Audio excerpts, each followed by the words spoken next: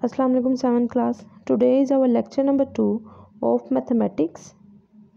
Unit number 6 direct and inverse variation. Okay class exercise start करने से पहले page number 82 पे इम्पोर्टेंट पॉइंट है उसको देख लेते हैं. According to the Islamic law of inheritance the property and the money a man leaves behind must be distributed amongst his family in the following ratio. यहाँ पर बोल रहे हैं कि किसी भी मैन की डेथ के बाद उसकी जितनी भी प्रॉपर्टी या मनी होती है उसकी फैमिली में किस तरह से डिस्ट्रीब्यूट होती है. विडोज़ शेयर, विडो का जो टोटल प्रॉपर्टी होती है उस टोटल प्रॉपर्टी में से विडो का जो शेयर होता है वो होता है 1/8 पार्ट. ठीक है, 1/8 टोटल में से 1/8 को हम जब सब्ट्रैक्ट कर देंगे तो रिमेनिंग जो प्रॉपर्टी होगी वो क्या होगी 7/8. अब 7/8 जो सी प्रॉपर्टी होती है वो उसके चिल्ड्रंस में डिस्ट्रीब्यूट होती है और उसमें क्या होता है so that the son inherit twice the share of daughter. ठीक है, सन का जो शेयर होता है इस प्रॉपर्टी में डबल होता है as compare to daughter. Exercise number 6. Okay class, question number 1 and question number 2 हमने कल अटैम्प्ट किया था.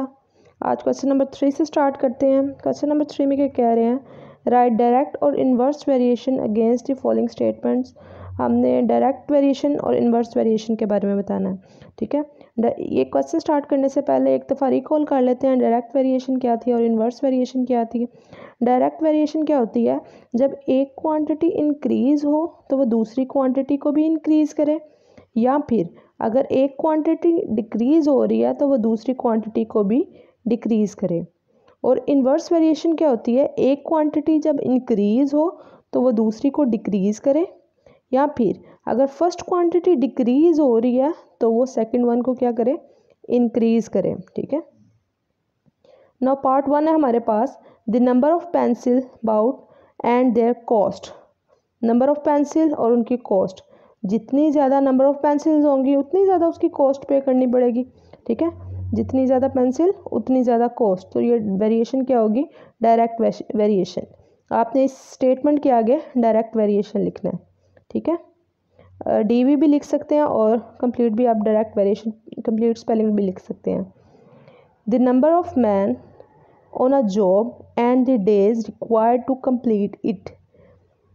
नंबर ऑफ मैन और days to complete the job, जितने ज़्यादा मैन होंगे उतने कम डेज रिक्वायर्ड होंगे. ठीक है, उतना जल्दी काम खत्म होगा. तो ये हमारे पास कौन सी वेरिएशन आ रही है, इन्वर्स वेरिएशन. थर्ड वन है, the speed of a car and the time taken to cover a given distance. एक डिस्टेंस गिवन है तो स्पीड और टाइम इन दोनों के दरमियान में रिलेशनशिप है. जितनी ज़्यादा स्पीड होगी उतना कम टाइम यूज़ होगा ना. ठीक है, एक ही डिस्टेंस कवर करना, जितनी ज़्यादा स्पीड उतना कम टाइम यूज़ होगा. तो वेरिएशन कौन सी आ रही है, inverse variation. The distance covered and the time taken by car moving at a constant speed. Speed क्या है हमारे पास, कांस्टेंट यानी कि फिक्स्ड है. स्पीड कम ज़्यादा नहीं कर रहे, एक ही स्पीड पे जा रहे हैं. डिस्टेंस और टाइम, अगर स्पीड कांस्टेंट है तो डिस्टेंस और टाइम के दरमियान भी जितना टाइम, अगर लेट्स सपोज 1 मिनट में जितना वो डिस्टेंस कवर कर रहा है तो नेक्स्ट फर्दर भी वो उतना ही डिस्टेंस कवर करेगा. तो ये वेरिएशन हमारे पास क्या आ रही है, direct variation. Now class question number 4 है हमारे पास, the total cost of 10 lottery tickets is ₹200 and find the cost of 25 tickets. 10 tickets की कॉस्ट गिवन है और हमने फाइंड आउट करनी है 25 टिकट्स की. इसका सलूशन देखते हैं. ओके क्लास, टिकट्स और कॉस्ट इन दोनों के दरमियान में रिलेशनशिप है. यहाँ पर इनको हमने लिख लिया. टिकट्स पहले कितनी थी 10 और उनकी कॉस्ट कितनी थी ₹200. ठीक है, और उसके बाद टिकट्स कितनी होगी 25 और कॉस्ट हमने फाइंड आउट करनी है. कॉस्ट हमने फाइंड आउट करनी है तो उसको हमने किसी वेरिएबल का नेम दे दिया x का. ठीक, अब वेरिएशन हम देखते हैं डायरेक्ट है या इन्वर्स है. अब देखें, जितनी ज़्यादा टिकट्स होंगी उतनी ज़्यादा कॉस्ट होगी. यहाँ से चाहे आप एरो ऊपर की तरफ ले जाएं, नीचे की तरफ भी ला सकते हैं या ऊपर की तरफ भी लेके जा सकते हैं, इट्स अप टू यू. ठीक, लेकिन एक ही डायरेक्शन में जाएंगे। ठीक है, अब यहाँ पर इस तरह एरो डाउनवर्ड लेके आए हैं क्योंकि नीचे वैल्यू ग्रेटर है। ठीक, अब देखते हैं एरो दोनों सेम डायरेक्शन में जा रहे हैं तो कौन सी वेरिएशन है, डायरेक्ट। अब यहाँ पर देखें एरो 10 से 25 की तरफ जा रहा है, 10 से 25 की तरफ जा रहा है। इट्स मीन 10 को हम न्यूमिनेटर में लिखेंगे, 25 को हम डिनोमिनेटर में लिखेंगे। इक्वल्स टू यहाँ पर भी एरो 200 से x की तरफ आ रहा है तो 200 को न्यूमिनेटर में लिखेंगे, x को डिनोमिनेटर में लिखेंगे। क्लियर। अब क्या करेंगे, कटिंग कर लेंगे या फिर हम डायरेक्टली मल्टीप्लाई भी कर सकते हैं। यहाँ पर कटिंग हुई है, 10 एंड 25 दोनों 5 के टेबल में आते हैं तो 5 से कटिंग किया, 5 2 ज़ा 10 एंड 5 5 ज़ा 25। हमारे पास क्या रह गया, 2 and 5 equal to 200/x। 2 and 5 same table में नहीं आते। अब हम क्या करेंगे, क्रॉस मल्टीप्लिकेशन रूल अप्लाई करेंगे। क्रॉस मल्टीप्लिकेशन में रूल में क्या होता है, ये वैल्यू इस तरफ जाकर मल्टीप्लाई होती है और ये वाली वैल्यू इस तरफ जाकर मल्टीप्लाई होती है। ठीक है, x 2 के साथ जाकर मल्टीप्लाई होगा और 5 200 से जाकर मल्टीप्लाई होगा। 2 इंटू एक्स 2x, 5 इंटू 500। ठीक, अब हमने जिस चीज़ की वैल्यू फाइंड आउट करनी है उसके साथ जितनी भी वैल्यूज़ होती हैं उसको इक्वालिटी के दूसरी साइड पे लेके जाते हैं। 2x के साथ मल्टीप्लाई हो रहा है, दूसरी साइड पर जाकर क्या होगा, डिवाइड होगा। ठीक, यहाँ से ये डिवीजन में आ गया। उसके बाद कैंसिलेशन की है, 2 1 ज़ा 2, 2 1 ज़ा 2 और remaining 2 zeros as it is. अब डिनोमिनेटर में 1 रह गया, डिनोमिनेटर वाला 1 नहीं लिखते।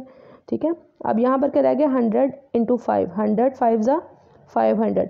सो 25 टिकट्स की क्या कॉस्ट होगी, 500। नाउ क्लास क्वेश्चन नंबर 5 है हमारे पास, the cost of 5 metre of the cloth is ₹1500। How many metres of the same cloth can be purchased for ₹15,000।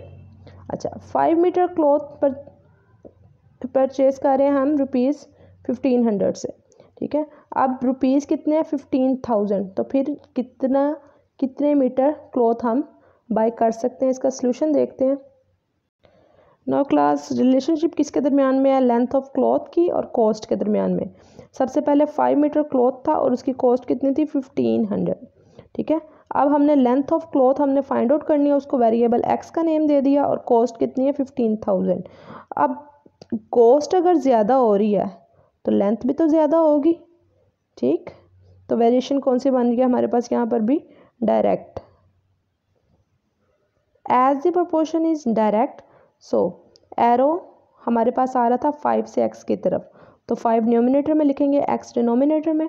यहाँ पर भी 1500 से एरो आ रहा था 15,000 की तरफ, 1500 न्यूमिनेटर में, 15,000 डिनोमिनेटर में। देन सिंपली कैंसिलेशन की है, ये 2 ज़ीरोज़ यहाँ पर कट हो गए।